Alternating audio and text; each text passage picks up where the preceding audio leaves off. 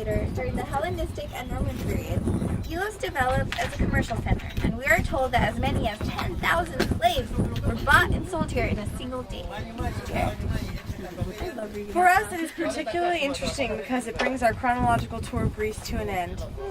Summarizing in a sense everything we have experienced from the Greek goddess to Olympian gods like Artemis and Apollo.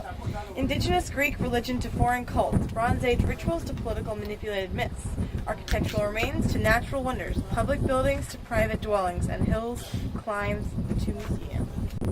Who's third? I'll be third. There's a question as to how Delos became such an important place.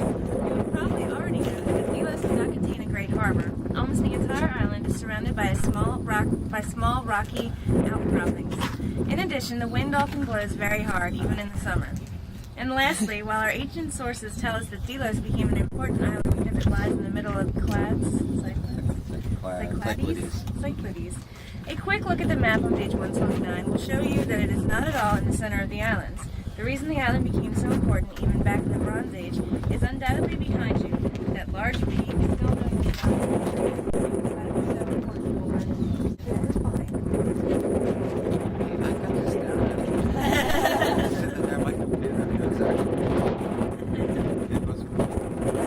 stand in a huge marketplace or agora, like the one we visited in Athens that is built along like the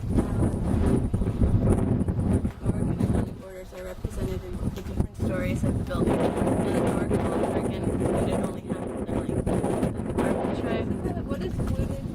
Fluted is when they're like this thing on the column. Okay. And Like this thing. Does anybody see the columns that were that? Yeah, like this.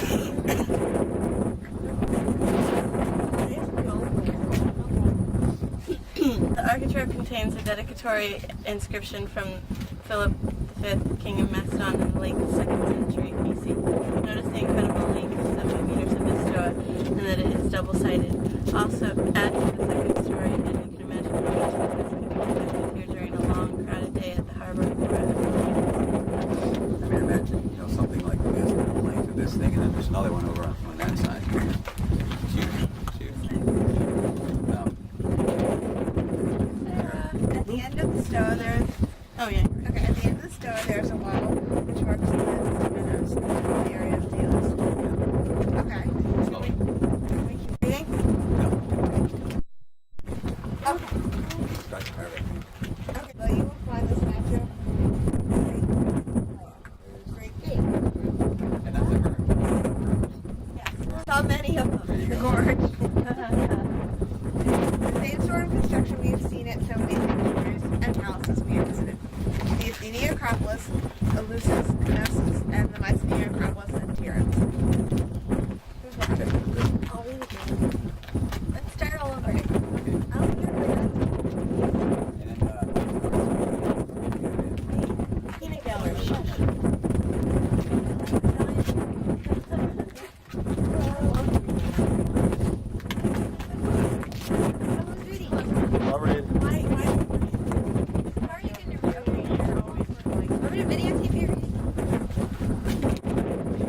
The sacred area includes two notable buildings and a salt. Just in front of us is the Oikos of the Naxians. Where is it? Oh, okay. There's the Oikos. An archaic shrine which used to house the huge marble cult statue of Apollo. In fact, that odd-looking inscription in archaic letters on the backside of the stone, which is there, says, "I am of the same marble statue and pedestal." This building was built by the same Naxians, the large island south of Delos and Mykonos, who dedicated the Naxian Sphinx at Delphi. They became very wealthy and powerful in the Archaic period. This is also the period when they began to claim that it was on Naxos, not Dia, where Theseus abandoned Ariadne and Bacchus came to rescue her. This is still another example of ancient Greek politics and chauvinism influencing Greek mythology. Hey, let's know. show more scenes. Apparently, it's to carry off the statue to its native Venice at some time in the late 17th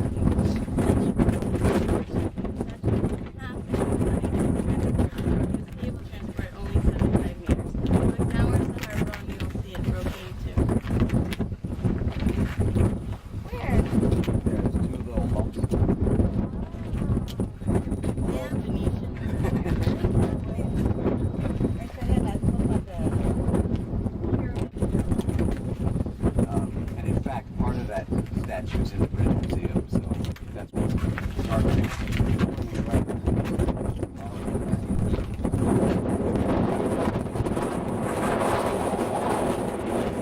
all the different city-states in Greece to basically as an alliance against the Persians, and they kept all the money here. It was called the Delian League, and this was a sacred island. Nobody lived here, so the money was safe, and it was being kept as like a war chest against the Persians.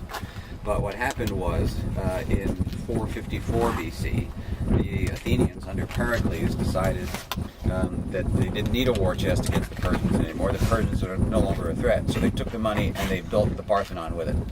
Wow. Yeah.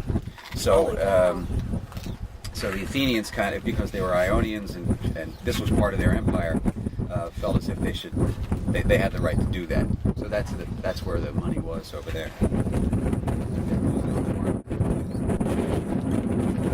Change. Okay. Temple of Artemis.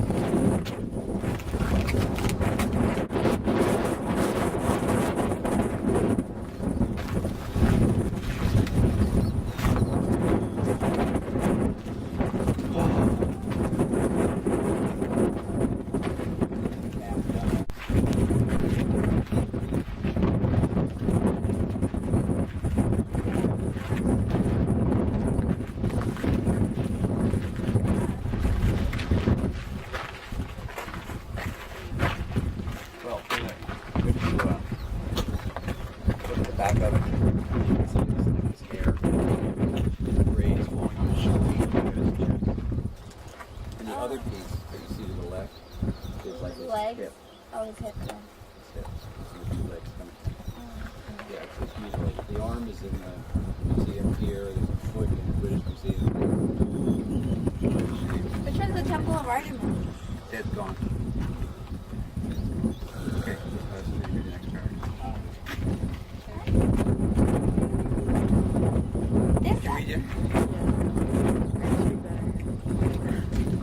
This unimposing structure is the Temple of Artemis. One of the reasons it looks so unimposing is that for centuries, local islanders sailed here and stripped off the best stones from this and many of the ancient buildings here at Delos. Another is that many buildings here were constructed differently from the other buildings you have seen throughout Greece. In Crete, we saw Knossos built from wood, plaster, stone, and gypsum. At Malea, we saw some mud bricks. At Mycenaean Tiryns, we saw Cyclopean-sized stones. At Olympia, we saw local limestone, and at Athens, we saw plenty of local Pentelic marble. Here in the Cyclades, is that right? Yes. Okay. They use local flat stones to build the walls. Then they plaster these stones to make even textured and decorative walls. You will see some great examples on the other side of the island. Also, you will see a number of statues of Artemis that were found right here in the museum in a few minutes. So, in other words, what you're looking at is a wall like the walls you see behind you over there. They're just local stone schist, and they would put plaster on top of them. So what you're seeing is just basically the bricks. They'll use bricks. They use local stones. And again, on the other side of the island, you'll see some great examples of where the plaster still stands, plus the painted. Okay. All right, now we're going to walk this way. That's Probably- on the left. Oh, no. What? They're between us and those yellow buildings in there. Okay. Probably they were the ones labeled in 12 Olympian gods. This is the Temple of Leto, That's behind us. the mother of Apollo and Artemis. So this time we talk about the river. Remember the foundation myths of the other sanctuaries and cities? Apollo killed the Yes. serpent Tycho at Delphi. I do. Cadmus slew the serpent at the ring of Dirce at Thebes. Hercules cleaned the stables of Augeas at Olympia, and Athena and Poseidon competed for the patronage of Athens. Poseidon producing water on the Acropolis, Athens producing the first olive tree. Well, here's a little different. Jump right in it. The story is that Zeus impregnated Leto. Nothing new for Zeus to impregnate someone that was his daughter. And see, Leto was the mother goddess anyway. His job it was to give birth. But the myth tells us that Hera, Zeus's wife, became very jealous. As an earth goddess, she refused to allow any place on earth to receive Leto so long as she was in labor. Leto's anxiety and pain grew, but it turned out that there was one place on earth that really was not part of the earth, the wandering island of Delos. In those days, this is a myth to remember, Delos was not attached to the bottom of the sea or earth, so the island just kept floating around the sea. Leto was welcomed right here, behind you near that tree. Way in the distance behind Lois.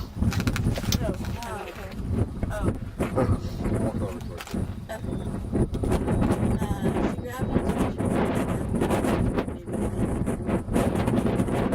Being a goddess of childbirth, Artemis went right to work and acted like a midwife to her mother Leto, who then gave birth to Artemis, twin brother Apollo.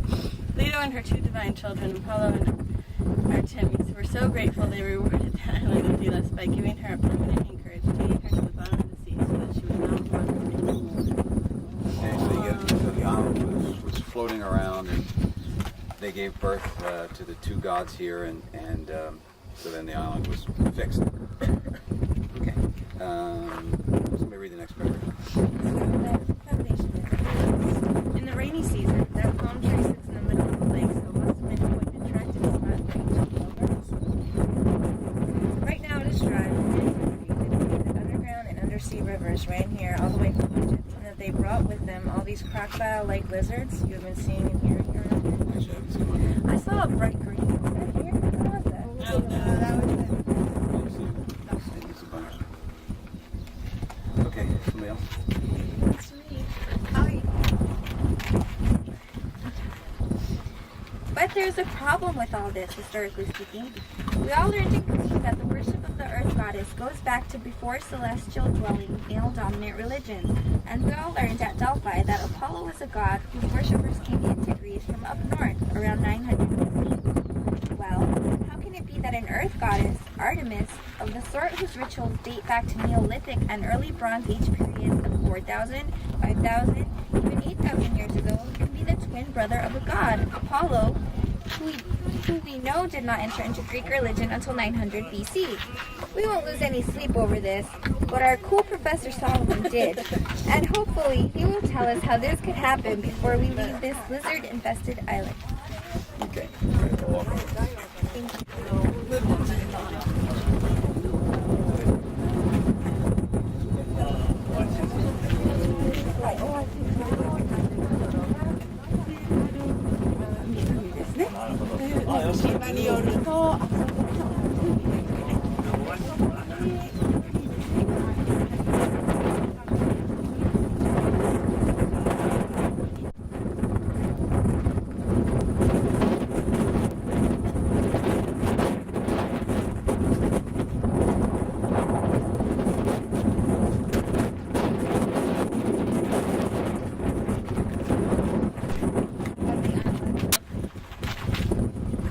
Naxos. During the Archaic period. Originally there were 9 of these guys. 5 are here, although at some point they are going to move them, or already have. Okay. Into the museum and place them with plaster casts. There was another in our favorite northern Italian city that used to be a great deal of power in the Mediterranean. Guess who? Then I guess Spanish too. Harry? Yes. Okay. Let's walk back past the lake through another agora. Agora. Past a huge cistern for collecting rainwater. Okay, we'll Although stop. now- Stop. We'll walk over there. Behind you are more shops. Again, this was a commercial-free zone. I don't know. Do we have anything like that today, other than like duty-free shopping? Declared this a whole island a free port. So All these shops that you see here were a major distribution center for the entire Mediterranean. And after we take a break and go up into the hills, you'll see sanctuaries from Egyptians and Syrians and people all over the Mediterranean worked and traded here. It really was like Zurich or something, a really extraordinary spot. Back across the lake through another door. All that frogs will continue and stop at the most aggressive cock you will ever see. We'll see what this means in a few minutes. Believe it or not, these are Correg monuments. I will get to that in a second. Stop reading. Oh. Oh yeah? Hey, See, he's not dead. Who did that?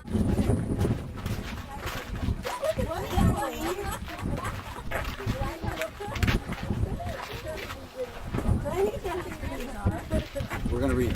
Okay. In the radio. I think I read it. Believe it or not, these are great monuments that is monuments constructed in honor of producing a wooden play.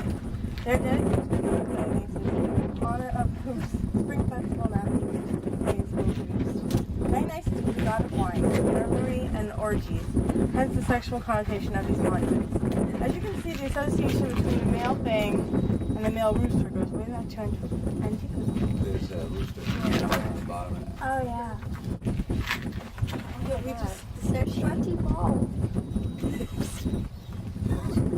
Yeah, we had sweet balls. Yesterday we had balls and we were non-stop about them. We like his balls. They're very... That's balls I've had in all.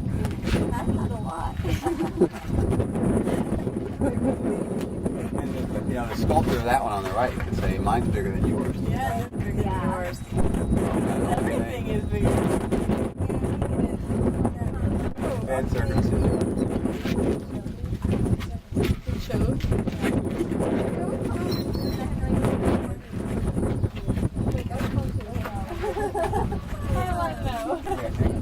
Are your last progress?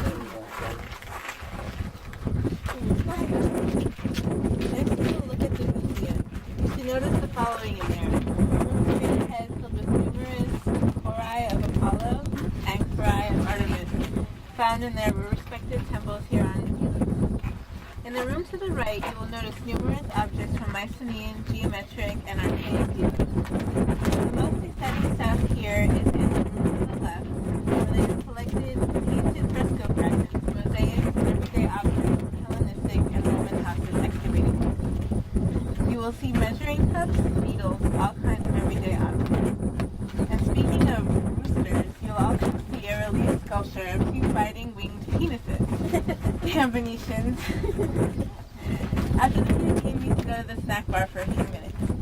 But we have a boat to catch and a hill to climb and much more to see, so we don't step to the museum in no more than 15 minutes from now. Wait, where are we? Beautiful things on the walls of their house.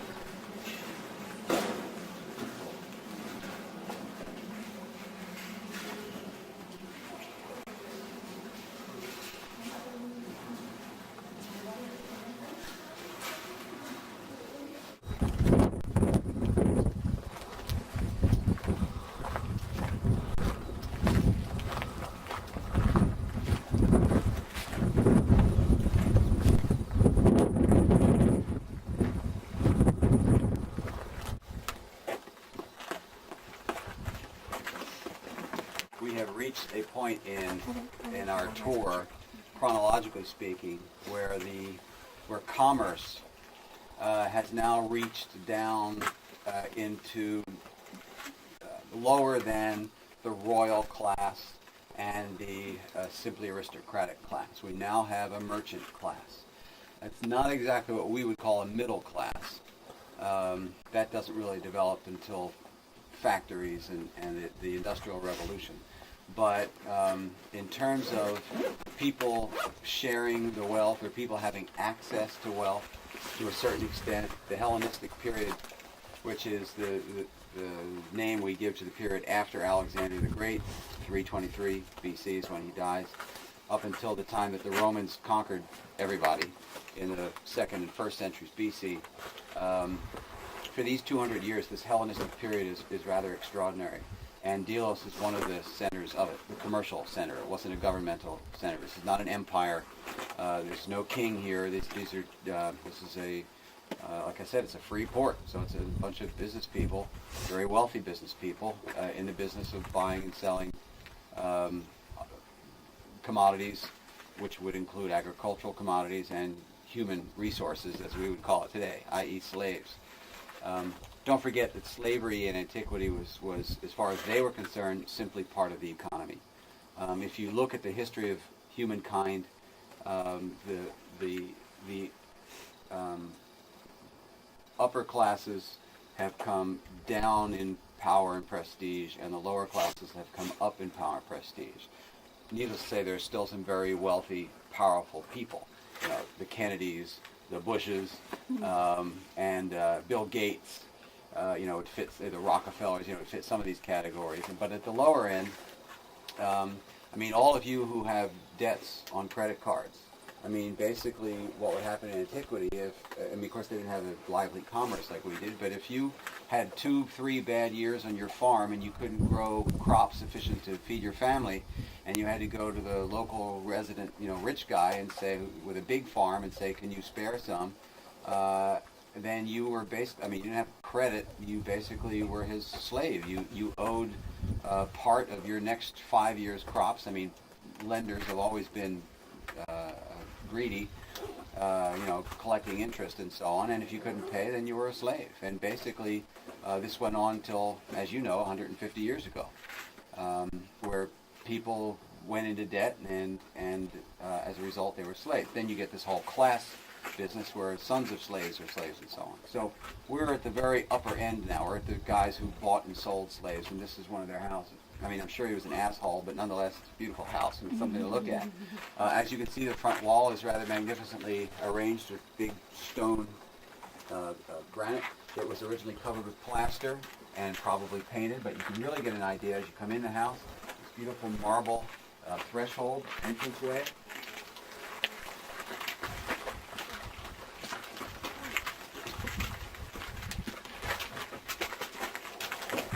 And as you come in, there's a bathroom right here. That's where that little trough is. It's a place to do your little boom booms, and there's a little statue niche over there. And as you can see, both in the bathroom and in the hallway here, there's plaster on the walls. Some of it up to the original surface level, but all of this was in plaster, so you wouldn't see these level stones like I was describing at the Temple of Artemis. All of this was in plastered and painted. Here's some of the original paint still survives. In the museum, you saw some of those plaster paintings. This is where they came from various houses. There's dozens of houses like this on Delos. Side room, and there's a whole series of upper floors, as you'll see. Now we come into the main. Wow.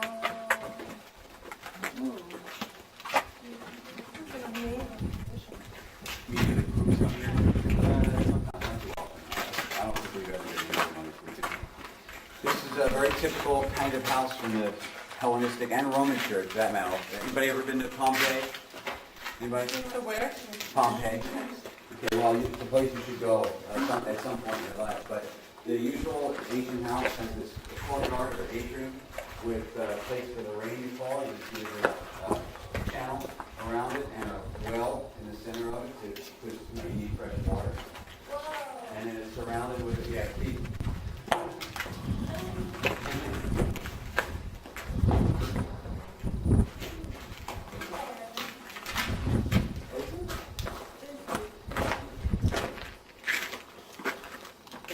Wow.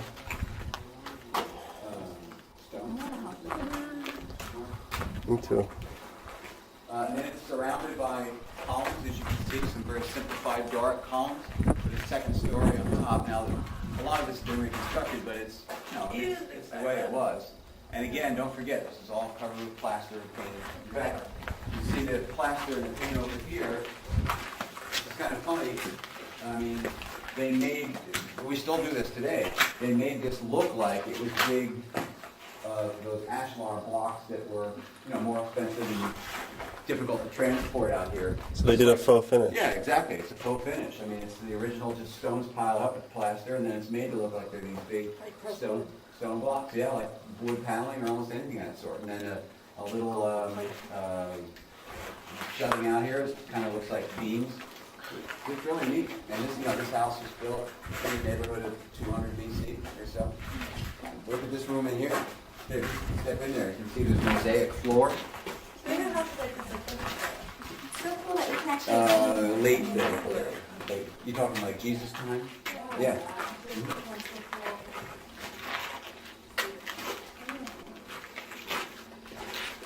And you saw some of the mosaics in the museum and how beautiful they were.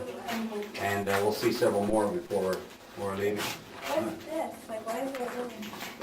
It's probably a separate level of floor.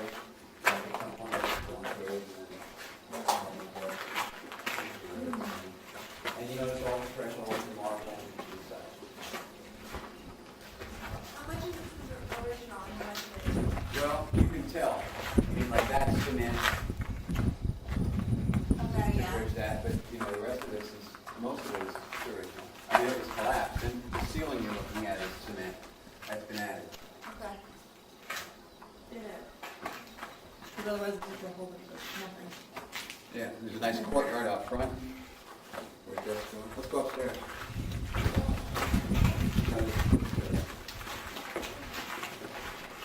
I mean, it's the mansion.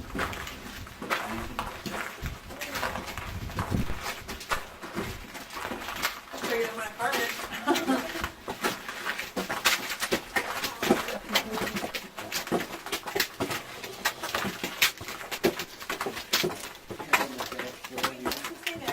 Oh, stay there. Hold on. Keep moving at the same time.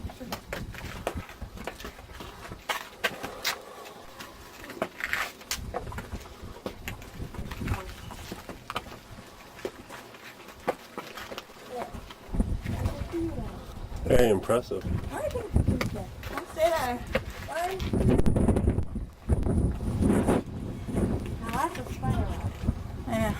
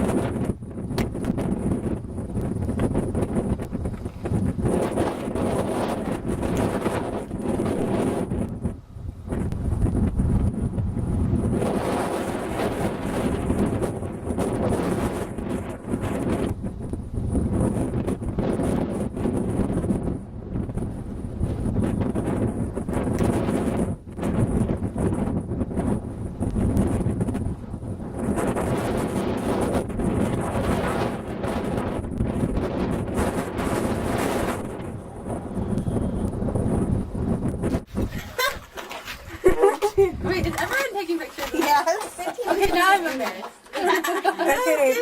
Okay, Don't move. Oh, do you want to change it to regular?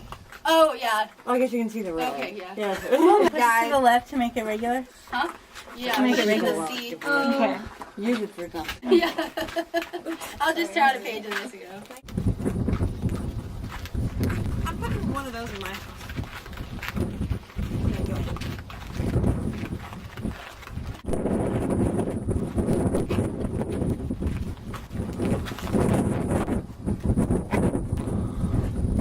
Okay, there's the temple of Isis. Isis, the Egyptian goddess. Wow. And far down this path, there's a area known as the sanctuary of Florentine. As I told you the other day, Delos was not just a Greek port; it was a Mediterranean port. And merchants coming here all the time from Egypt and from Syria. When I say Syria, I don't mean just modern Syria, but the whole Levantine coast, really. And of course, they spent some time here, and they were wealthy and wanted to thank the gods and ask them for help in the future and so on. So we have not just Greek temples here, but something typical of the Hellenistic period, and that is this collection of foreign deities. When Alexander the Great, Macedonian, which is kind of a Greek, sort of barbarian / Greek, conquered Greece in 338 BC with his father, and then his father died, and Alexander took the Greeks and his army all the way to India, conquering along the way, defeated the Persian Empire, Greece 100 years ago, and basically unique to conquerors in the history of the world, rather than trying to just, well, put it this way. He was the first one to try and spread Greek lifestyle all over the known world. Ecumeny, he called it. Tried to homogenize life. It's kind of like Alexander built lots of cities along the way, all of them called Alexandria. There's some that still exist. There's a very famous one in Egypt. And they all had stadiums and libraries and theaters, things that were typical of Greek education, Greek culture, Greek lifestyle in general. And he really tried to Hellenize the entire world as he knew it. I mean, he was in charge. His teacher, maybe you know, was Aristotle. So he was a very educated young man, incredibly energetic and charismatic. And the whole Hellenistic world really is in his wake. He established this international community of Greek-type cities and Greek-type education and Greek-type culture for everybody to communicate. So after Alexander, Egypt was now pretty much a Greek place. I mean, Egyptians still live there, but the rulers, the Ptolemies and Cleopatras of history were Greeks. And the same is in the Near East also. Any of you know the Old Testament? Antiochus, Seleucus, Demetrius, all of these rulers, again, are in the Old Testament, that usually battering the Jews. These are Greeks, who Alexander's generals and their sons and grandsons and great-grandsons and so on. So this sanctuary of the pagan gods really represents that kind of universal commercialism and not unity, but similarity of the Hellenistic world. It's really, again, it's one of the few times in ancient history when you have a commercial enterprise that is flourishing. We know about is before that was the 5th century BC, and before that the Bronze Age, the late Bronze Age, when you have the Tyrans and Mycenaean trading with Cyprus and Egypt and so on. So this is kind of neat. I mean, there would have been all kinds of languages spoken here, and imagine how crowded this place was, just in terms of the commerce and so on. Okay, now we're going to go into a little grotto just up there by the Green Yard.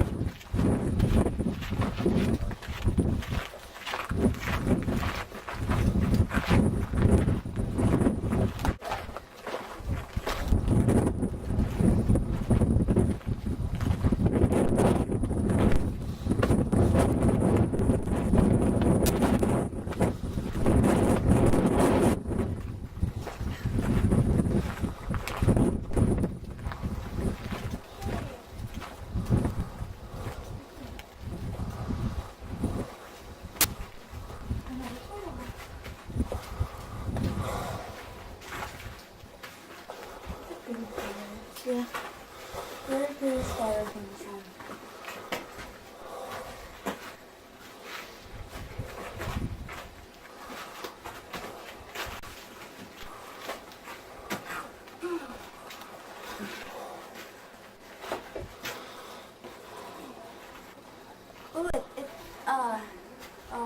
You're getting there.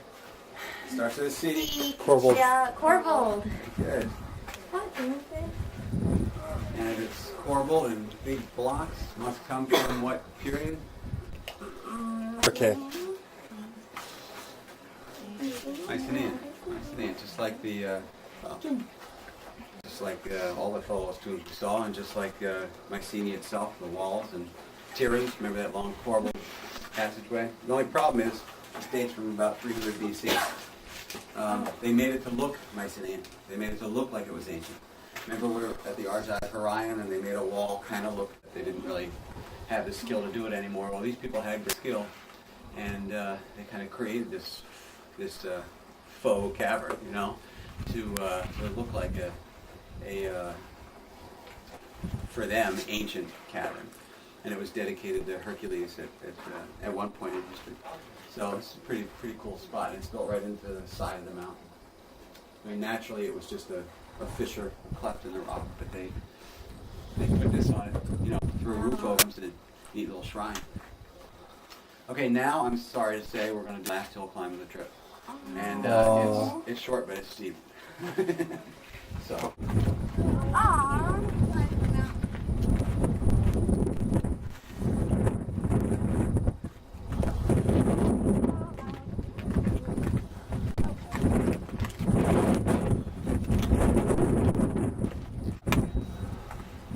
I can hear you. I'm not moving. Poor Jenny. No, I can hear you. In 1987. Let me yell. Okay. I just thought maybe just in 1987, Lois and I were standing. In 1988, Lois and I were standing in the taxi stand in the main square in town, and with half a dozen students or so. And once you guys go into town a little more and hang around, especially today, Saturday, I mean, you'll just see some amazing people. Everything from cruisers to jet setters to drug addicts to fellow students to mom and pop tourists. I mean, you just see everybody. And there's some transvestites. There's just some amazingly stunning people and so on. We're standing in the taxi stand, and this woman emerged and walked across the plaza, and everybody just stopped and all heads turned. She was just a magnificent figure. Lois nicknamed her the Aztec goddess. And she was I just... was hearing she just had beautiful skin tone. She's been here for whatever time. She's beautiful tan, beautiful stature, this magnificent long black hair. Seemed to be perfectly in place. Great clothes, big tall heels, and just kind of a striking figure, even for Mykonos, where you see a lot of striking people, like European jet setters and so on. And so anyway, she went across the square, and we just, wow, you know, Lois called the Aztec goddess and so on. Anyway, next day the students were free, and Lois and I were coming over to Delos to basically to study the island, so that, you know, I could do this in future years. And I had a video camera, and Lois had the SLR camera, and we came up, well, we got on the boat, and as Lois told you, it was a much smaller boat than the one we took today. Sitting on the boat is this Aztec goddess with her twin sister. And I'm immediately thinking, my goodness, this is the island of the twins, you know, Apollo and Artemis were born here and so on. And I just thought it was too odd. So we get to the island, and one of the first places we came was up here, and we were following them up the steps. You know, it was quite a sight seeing these twin butts like going up the stairs and so on. I am a male, you know, I can say that. I have to say that after it did. Anyway, we got up here, and we're standing over there, and Lois is photographing. I've got the blue guide in one hand. There was no red guide yet. I've got the blue guide in one hand, and the video camera, and the wind was like this, although maybe even 10 miles an hour, bigger gusts. And cold and rainy. It was chilly, and some of you have seen this in class, and I'm, you know, reading the guide into the microphone of the camera, and, you know, sort of keeping my balance.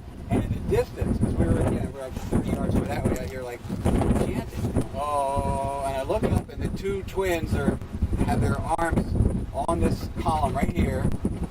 Put a picture in here for all time, and they're chanting. Oh, that's them? Yeah, that's them. You And do that close? No, I wasn't doing that. Yeah, it's a Friday. Anyway, they're chanting, and we could barely hear them. I didn't know what was going on. But again, it's the island of the sacred twins, and there's twins here, and they're goddesses, and they're chanting some religious thing or whatever. And out of the corner of my ear, to like mix metaphors, I hear one of them at least like starting to like moan orgasm. And I was on the one hand was like completely fascinated. On the other hand, I was embarrassed. And on the third hand, they had a guy with him who had like lots of gold chains and shit. And I thought, well, maybe he's like the high priest, and I don't know. He came to me because I had the camera, and I didn't want to like go like this because it's a cult. Maybe they take this very seriously and so on. I had a pen behind my ear as usual, and he wanted to borrow my pen. So fine, here, take it. Don't kill me. Anyway, it was just an extraordinary experience in an extraordinary island, and so on. And some things that had bothered me about the mythology of Delos anyway. What I pointed out in here that they're twins, but Artemis is an earth goddess. Daughter type. I mean, Leto and Artemis are the mother and daughter, just like Hera and Hebe, and Apollo is a northern god of flocks who comes down into Greece in 900 BC. I mean, why should they be twins? It didn't make any sense. And Apollo's from Delphi and up north. Artemis is from the Cycladic Islands. He has nothing to do with fertility, and he's in fact just the opposite. He's the only male god who really doesn't impregnate women. And she's again a fertility goddess. It didn't make any sense. And I read in the sources, ancient and modern, Delos is the sacred island of the twins because it's such a magnificent harbor. Well, look around you. This is not a magnificent harbor. It's all rocks, and the wind blows all year long. It also said that Delos was so important because it was the center of the Cycladic Islands. Well, look at the map on page 129. It's not the center of the Cycladic Islands. I mean, all islands are in the middle of other islands, but so this stuff always bothered me, and it never really made any sense to me. And then there's the part of the myth that the Delos used to be floating around the Aegean Sea. The next winter, we took students to London and Paris, as we did every year except for this year. And the first place we go, after we get out of the airport, get our luggage on the bus, is go out to Stonehenge and the other Stone Age monuments that are out there. Well, one of them is Silbury Hill, which is a man-made mound about 150 feet high. It's the largest man-made mound in Europe. Dates from 2600 BC, 600 years before Stonehenge. I mean, it is early, and especially for Northern Europe. Down here, it's already the Bronze Age, but up there, they didn't have any metal tools. They were digging with antelope scapula and their hands and so on, and carrying things in wicker baskets.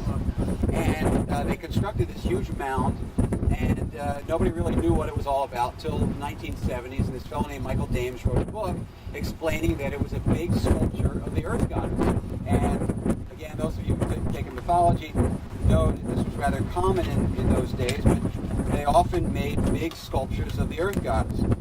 And here's Silbury Hill itself, and from an aerial shot, it looks like a big Neolithic goddess with a big butt, big breasts, and nondescript head. And this is a temple in Malta, which is shaped like a female, and you walk in basically through the vagina to enter it. And this is very common in the Neolithic period. I mean, the Greek goddess. And now you've been to Delphi, which means the womb. So this is rather common then. So, but I didn't quite tie it all together. A few months later, there was a conference in Austin, Texas. I went to. Barbara Gold, an old friend of mine, was giving a paper on how chauvinistic ancient doctors were. How they really, they didn't have gynecology that they really understood. It was sort of like women have different plumbing and they've got different problems. And one of the diseases they diagnosed in women was hysteria, which literally means wombness. Hysteron means the lower part, and it's a euphemism for the womb. And hysteria takes place, they said, when the womb gets dislodged and gets into the woman's head. And, you go crazy. And the only cure for this is to become pregnant. Because to become pregnant, then the womb obviously has to go back to the groin and where it belongs. And I heard this, and it all just sort of came together. It's like, now I got it. Because what the whole myth about Delos is that it's the wandering womb. Delos is an island that's floating around the Aegean Sea.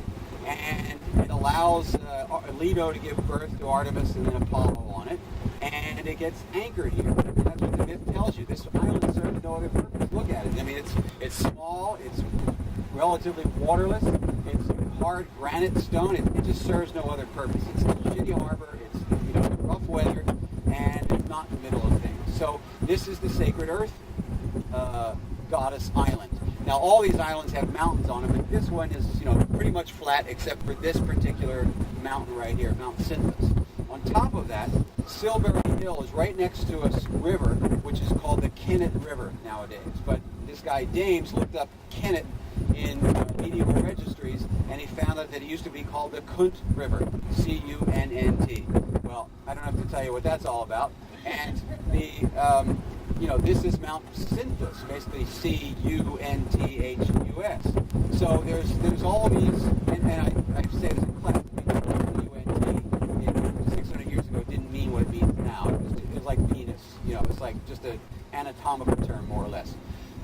Didn't have the pejorative meaning that it has now. So this all came together for me, and it really explained what this is all about. And then it was easy enough to put the rest together. Leto is the mother goddess. Artemis is the virgin daughter goddess. The worshippers of Apollo moved it down from the north, and as they did almost every place else, they attached themselves to the worship of Artemis. And so this becomes known as the goddess, as the birthplace of the twins, but originally it's really the great wandering womb of the Aegean. So if it hadn't been for those two goddesses up there, I don't think I ever would have pursued this. I mean, it's just, some myths you just tell and you assume there's no meaning or you'll never figure out the meaning. And this one I came at in a very strange way, thanks to 2 different trips with students. So No one else put that together? No. Should I? I did. I published it. Okay? All right. It's 11:45. The boat leaves in 35 minutes. We have just enough time. We'll walk down here. We'll walk past some other ancient houses, duck into one for like 3 minutes, and then past the theater, the big, huge cistern, walk through some ancient streets with houses and windows and mosaics and stuff. And Come on. Because you just got one. I know, really. You just got a major moon. Oh, that's a good point. I think it's important. Apollo's magic number was 7. He went to Delphi. He only the oracle only worked on the 7th day of the month, and this and that and so on. And so 7 years after that happened, 1995, I was hoping they would show up again. The goddesses. I would have asked them at this point, who are you, where are you from, what's this all about, and so on. Anyway, we got up here. I gave this lecture. They didn't show up. We spent 3 days of making notes. They didn't show up. And we're walking down the very walk we're going to do now. And we passed by an American group, and there were these 2 monks. They were African American. Each of them must have weighed 340 pounds, wearing these just gigantic, like tent dresses, moo-moos. I mean, they were just big women. And, hi, everybody, where are you from? It's Arizona, where are you from? Blah, blah, blah, and so on. And we walked past, and Lois, like 50 feet later, she goes like, it hits me, she goes, Solomon. I go, what? She says, that was them. And I go, you're right. They don't have to be, our concept of Hollywood goddess. They were real earth goddesses. They were this kind, the big earth goddesses, and so on. So we skipped the year coming to Greece. So actually, this is the next 7th year. And Lois figured out that because we didn't come one year. We didn't come in 1997 because I was on sabbatical. But we figured that you guys, as my virgins, are like, the daughter aspect of it. We saw the mom, now we have Delphina, exactly. No, but you have Apollo's 9 muses. Well, we're on 8. It's pretty neat. Yeah. Okay, come on. Yeah, you got a good moan there. I'm so stranded right now.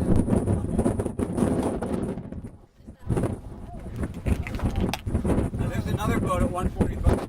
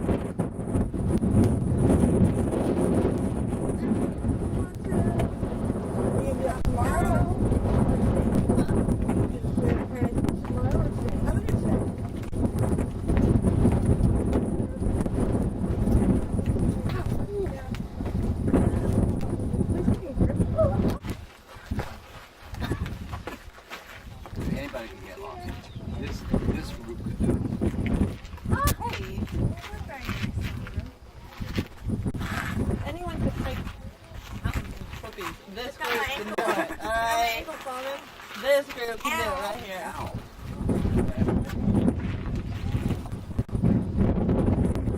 That's all that matters. It's not there. Shut up.